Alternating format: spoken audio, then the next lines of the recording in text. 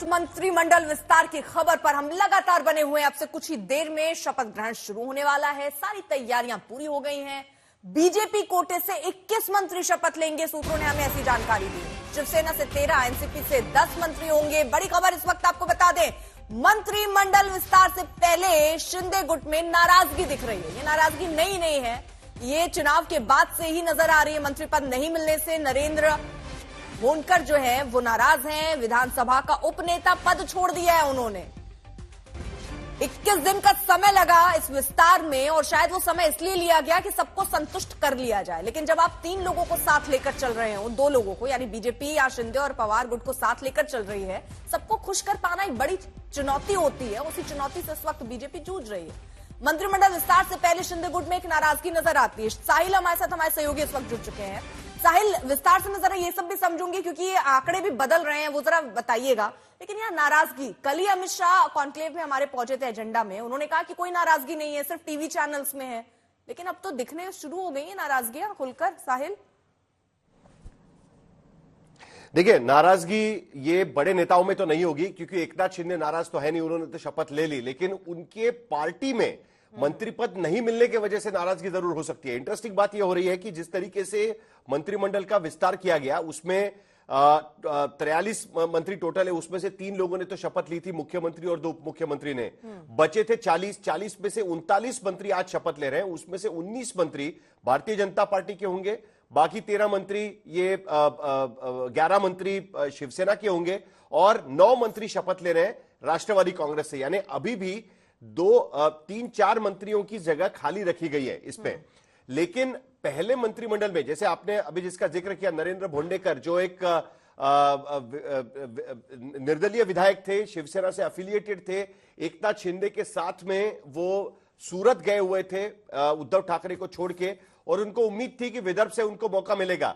लेकिन उनकी जगह पे आशीष जायसवाल, जो पूर्व विदर्भ से आते हैं, उनको मौका मिल रहा है, जिसके वजह से वो नाराज है। उन्होंने पार्टी के पदों से इस्तीफा दे दिया है।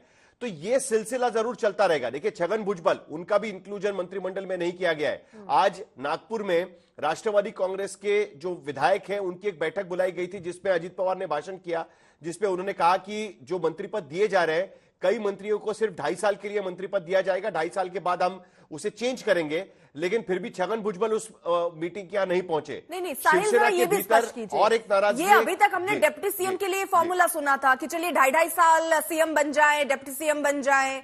यहाँ ये मंत्रियों के लिए अलग तरीके की बात कि 2.5 साल मंत्रियों का कार्यकाल रहेगा, और ये 2.5 साल ये काम के हिसाब से तय होगा या ये पहले से तय है कि बस आप 2.5 साल ही है आपका, 2.5 साल के बाद नया चेहरा होगा? देखिए, क्या है, नॉर्मली काम के हिसाब से ये तय होने की बात नहीं है, एकोमोडेशन की बात है।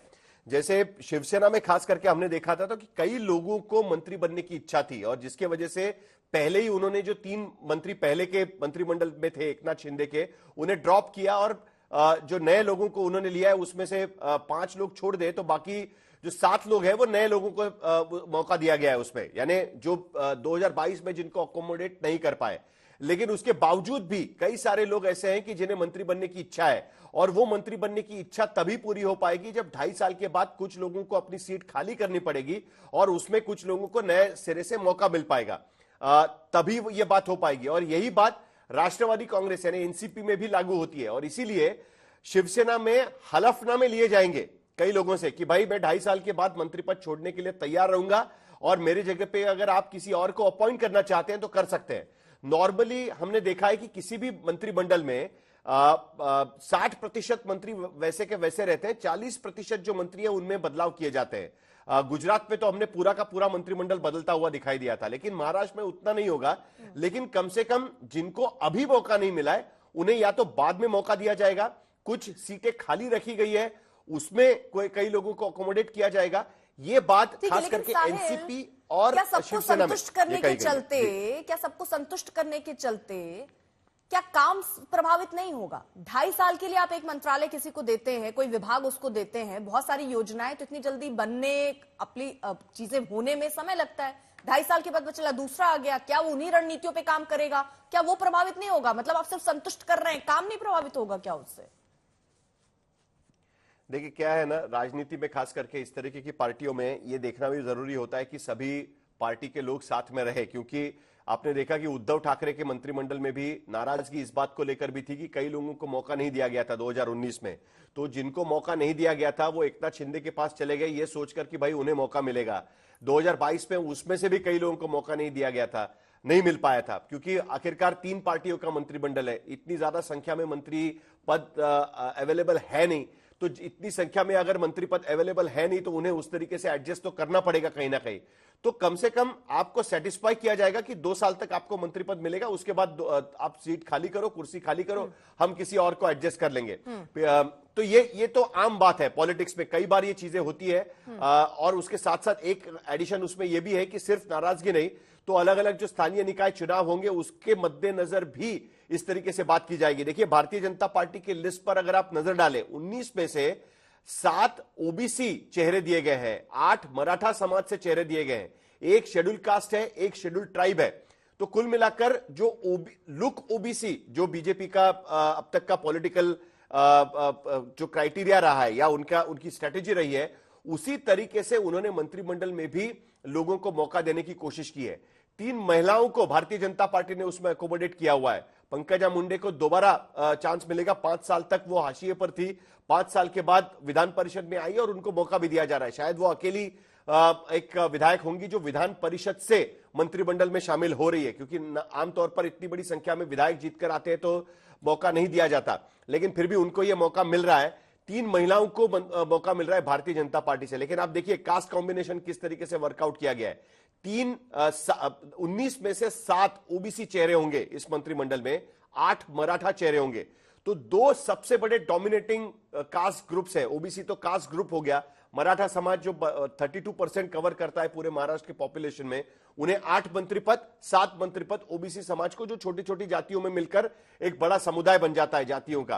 तो उसके मद्देनजर तो ये कास्ट कॉम्बिनेशन बीजेपी ने कहीं ना कहीं यहां पर किया हुआ हमको नजर आता है। और जब थोड़ी देर में एक एक मंत्री शपथ लेंगे तो उसका रीजनल कॉम्बिनेशन भी हमें उस तरीके से समझ में आएगा।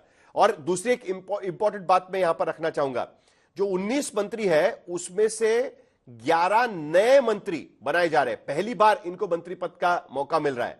और ये जो 11 नए मंत्री बनेंगे उसमें भी एक इंटरेस्टिंग बात यह है कि जो सिर्फ पहली बार मंत्री नहीं बन रहे हैं, तो ये एक तरीके से एक युवा मंत्रिमंडल भी भारतीय जनता पार्टी का देखा जाएगा। जैसे मसलन नीतीश राणे जो कोंकण से आते हैं और उनको पहली बार मंत्री बनने का मौका मिल रहा है। हालांकि वो विधायक तो 2009 से जीत कर आ रहे हैं, लेकिन मंत्री बनने का मौका उनको 3rd टर्म में उनके मिल रहा है। लेकिन वो एक यंग ब्रिगेड माने जाते हैं, देवेंद्र फडणवीस के करीबी माने जाते हैं। एक सांगली से विधायक है, सांगली जिले से आते हैं, उनको भी इस तरीके से मौका दिया जा रहा है। तो 11 नए चेहरों को मौका दिया जा रहा है भारतीय जनता पार्टी में। जो सीनियर कुछ उसमें चेहरे हैं, सुधीर मुनगंटीवार जैसे चेहरे जो पिछले फडणवीस की सरकार में फाइनेंस मिनिस्टर रह चुके हैं, या शिंदे की सरकार में उनके पास पर्यावरण विभाग था, उन्हें मौका नहीं मिल रहा है इस बार मंत्री बनने का।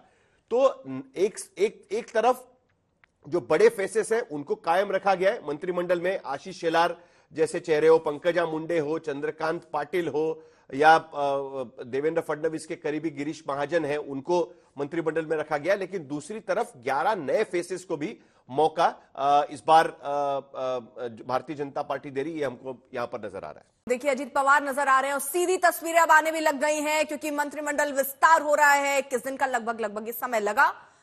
आम सहमति बनाने की कोशिश हुई महायुति में कि कहीं कोई नाराज ना हो जाए, सबको साथ लेकर चलना है, क्योंकि नाराजगी की खबरें पहले ही मीडिया में कई चलने लग गई थी। जब शिंदे चले गए थे उसके बाद वापस आए, मीटिंग हुई, तय हुआ, बहुत सारे सस्पेंस खत्म हुए और आज फाइनली ये तस्वीर हम देख पा रहे हैं जब मंत्रिमंडल विस्तार हो रहा है। इस वक्त आप देखें, देवेंद्र फडणवीस यहां पर नजर आ रहे हैं, नितिन गडकरी यहां पर नजर आ रहे हैं। तो मुख्यमंत्री फिलहाल देवेंद्र फडणवीस चुने गए। उनका ये होम टाउन, आरएसएस का केंद्र, गढ़, एक तरीके से कहिए 33 साल बाद कैबिनेट विस्तार या शपथ ग्रहण ये उपराजधानी नागपुर में हो रहा है। और यहां पर भव्य तैयारियां आज के दिन के लिए की गई थी। अब वो कार्यक्रम की शुरुआत हो रही है। नितिन गडकरी, देवेंद्र फडणवीस, तमाम बीजेपी के बड़े दिग्गज नेताओं को इस वक्त आप तस्वीरों में देख रहे हैं। लेकिन कई ऐसे सरप्राइज एलिमेंट भी यहां नजर आते हैं। सरप्राइज एलिमेंट के तौर पर आप ये समझिए कि जो मंत्री शपथ ले रहे हैं वो 2.5 साल के लिए ये भी स्पष्ट हो गया, यानी ये 2.5 साल वाली परीक्षा होगी। पहले आपको अगर किसी तैयारी के लिए या एग्जाम देने के लिए 5 साल दिए जाते थे, अब उन्हीं मंत्रियों के पास सिर्फ 2.5 साल होंगे। उसी में उनको अच्छा परफॉर्म करना होगा, रिपोर्ट कार्ड सामने रखना होगा। तो बहुत सारी जिम्मेदारियां भी यहां बढ़ने वाली हैं। साहिल लगातार हमारे साथ, हमारे सहयोगी इस वक्त मौजूद भी हैं। साहिल, ये जो 2.5 साल का आंकड़ा है, जरा ये बताइए, ये फिर क्या हर विभाग के साथ लागू होता है क्या? वित्त, शिक्षा, गृह, इस तरीके के विभागों के साथ भी ये लागू होता है क्या? देखिए, आमतौर पर अगर हमने देखा केंद्रीय मंत्रिमंडल का भी अगर हमने ये देखा होगा तो पिछले 10 साल में शायद ही कोई मंत्री होगा जिसे पूरे 10 साल तक टर्म मिली होगी। नितिन गडकरी अकेले एक ऐसे मंत्री है कि जिनके पास सरफेस ट्रांसपोर्ट जो है वो पूरे 10 के 10 साल वहां पर हमको दिखाई दिए थे। हम लोग अगर तस्वीरें देखें तो वहां पर हम देख सकते हैं कि देवेंद्र फडणवीस, एकनाथ शिंदे और अजित पवार मुख्यमंत्री और दोनों उप मुख्यमंत्री अब मंच पर गए हुए हैं और एक के बाद एक अब मंत्रिमंडल का विस्तार शुरू हो जाएगा। लेकिन जो आप बात कर रही थी, ये तो ऐसा जरूरी नहीं है कि किसी एक चीज और साहिल, क्योंकि अब हर चीज क्योंकि जब खबरें ऐसी आ जाती हैं, शिंदे की नाराजगी की बात आ जाती है, फिर अगर कुर्सियां थोड़ी दूर दूर हो जाएं तो भी फिर क्या इसको ध्यान देने लायक है क्या कि देवेंद्र फडणवीस जिधर बैठे हैं, अजीत पवार भी उधर बैठे हैं, शिंदे थोड़ी दूर हैं? ये दूरी ये सिर्फ कुर्सियों की है या मन में भी उतनी ही दूरी है? नहीं, मन में दूरी होगी तो अभी फिलहाल तो दिखाई नहीं देगी। कल तो अमित शाह ने साफ शब्दों में कह दिया है ना कि शिंदे को नाराज होने की कोई वजह ही नहीं है। हाँ। ये अमित शाह जब कल एजेंडा आज तक के मंच पर आए थे तब उन्हें सवाल वही पूछा गया था और उन्होंने साफ शब्दों में कह दिया कि भाई नाराज होने का कोई वजह ही नहीं है। जब हमारे ज्यादा नंबर्स थे 2022 में तब उनको मुख्यमंत्री बनाया गया था। अब तो हमारे इतने ज्यादा नंबर आ गए तो इस बार हमको मौका मिलना चाहिए। तो नाराजगी की कोई वजह होनी ही नहीं चाहिए। यह बात अमित शाह ने एक बार कह दी तो उसके बाद नाराजगी का कोई सवाल ही नहीं उठता है। लेकिन दूसरी एक बात अहम हमको यहां पर बतानी पड़ेगी कि पोर्टफोलियो डिस्ट्रीब्यूशन में बीजेपी ने एकनाथ शिंदे की काफी मदद की हुई